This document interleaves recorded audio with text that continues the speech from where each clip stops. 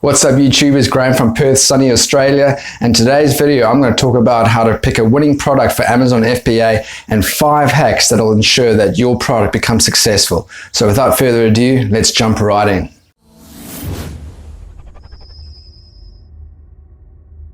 Alright guys, thanks for watching. The biggest difference between an Amazon product creator and an Amazon affiliate is that an Amazon product creator, you can get paid straight away.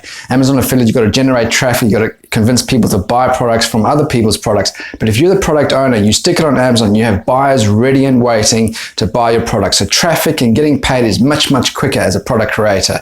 And you can create a product for as little as $300 depending on the size of the product and how much it costs the supplier. There's 3 steps that you've got to take to first launch a product. And the first step is you've got to pick a product that has medium demand and low competition. The best product research tool for Amazon FBA is a software called Jungle Scout. Now you can follow Greg Mercer's $1 Million case study where he shows you exactly how to pick a product, how to launch it, how to list it on Amazon, and how to make money on Amazon FBA. You can watch that case study. It's called the $1 Million case study. I'm just going to give you 5 hacks and 3 points just to condense it, to give you a good idea of what you need to look for.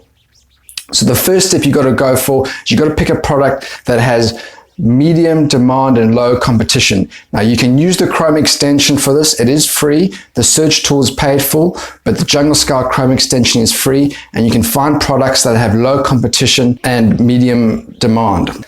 The second step is to differentiate the product. The way you do this is to actually look on Amazon itself. Look at your competitors' reviews, especially the poor ones. 1 and 2 star ratings will give you an idea of what can be improved with a product.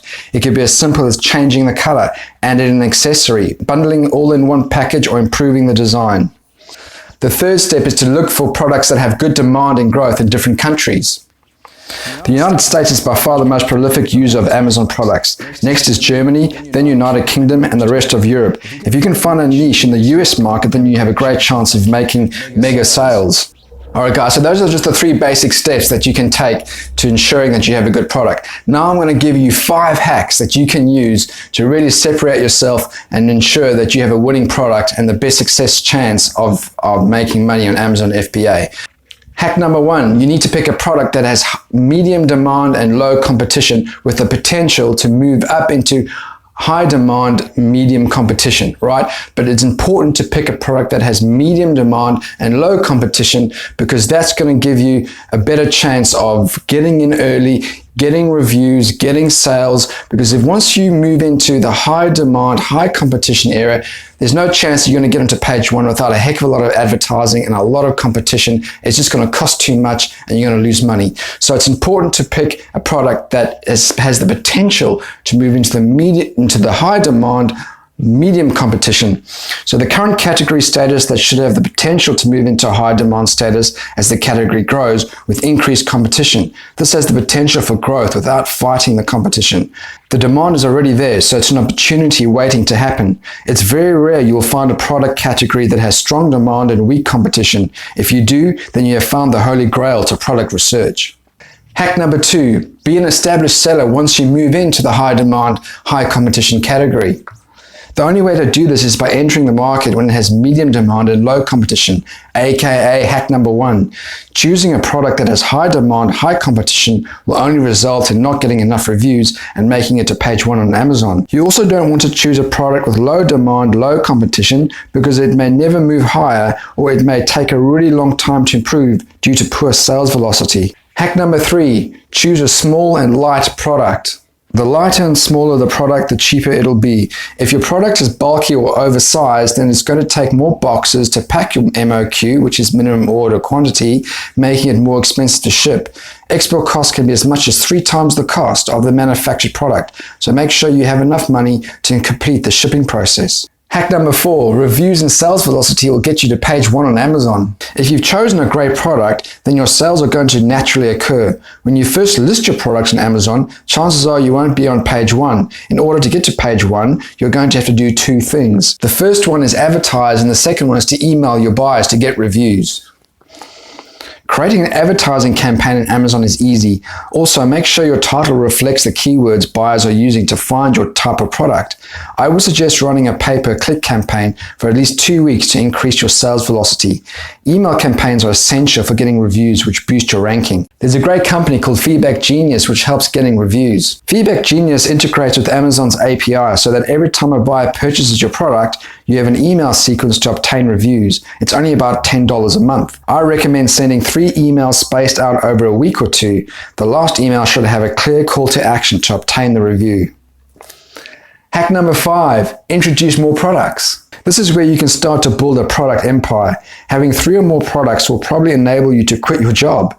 Having 10 or more products and you can start thinking about retiring. More products mean that you can establish your brand in the marketplace and you have the potential to sell the business for a lot of money. Now that we've gone over the 5 hacks on how to create a successful product for Amazon FBA, just bear in mind the export costs. The export costs are 3 times as much as the product itself. So choose a product that is small and lightweight. The best place to source products is Alibaba.com.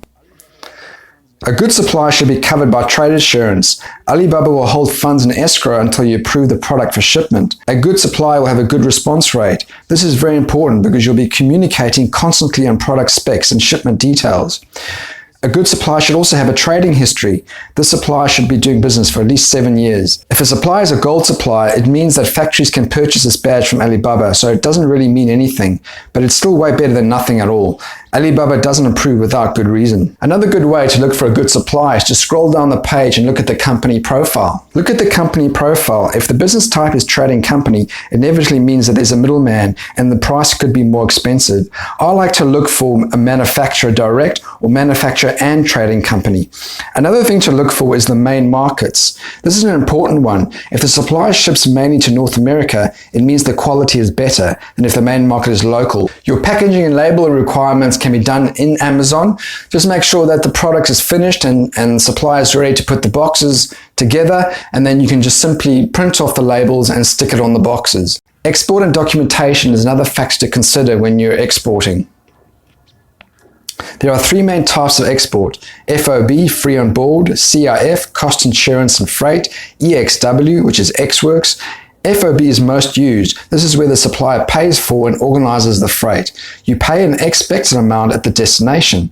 Most freight forwarders prefer this method. The FOB's cost is added to the supplier quote. I've used EXW in the past and it's worked just fine. I've been in control, I've paid for the pickup, and I know exactly when to get it, so EXW is also fine. There are 5 main export documents that your supplier has to arrange with your freight forwarder.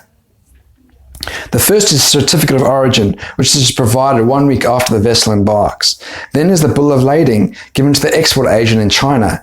Packaging declaration, packing list, and commercial invoice are also included. I like using a freight forwarder called Freightos.com. They act as an intermediary between the customer and the actual freight forwarders. They will source an appropriate freight forwarder based on price and date. They also specialize in Amazon FBA shipments and will handle palleting and courier transport to your nominated warehouse location. Once you've got everything organized and your shipment is on the ocean, it's time to set up your FBA listing in Amazon. Simply open up your Amazon professional account. Amazon will nominate the geographical location of the warehouse based on the type of product you have. While you wait for your product to be manufactured, you can start with setting up your Amazon listing. Your listing can only go live once your shipment arrives at Amazon's warehouse. Once your dummy listing is set up, you can print off labels to send to your supplier so they can label the boxes for Amazon's warehouse receivables. All other labels will be handled by your supplier and freight forwarder. Your Amazon listing should have good images that demonstrate how the product works, including the dimensions. Remember, the buyer can only make a decision based on what they see and not feel, so include as much visual detail as possible. Once the buyer is satisfied with looking at your images, they may be considering buying your product. They will look at the product description for more information. Include further details here and why the buyer should purchase the product, like features, a unique selling point, or benefit. Look at other listings as examples so you can get a good idea of what is required. A good looking listing does make a difference to sales conversion, so spend some time on this. Creating advertising campaign is easy. First go to advertising, then campaign manager, create campaign and follow the instructions. I recommend starting off with automatic campaign first. After 2 weeks, download the Excel spreadsheet reports and see what keywords buyers have clicked on and made a sale from.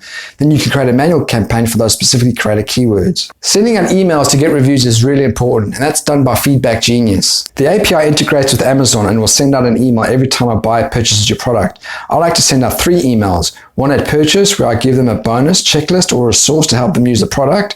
The second email a week later asking them for their review. If they haven't provided their review after another week, I'll send the third one with a clear call to action.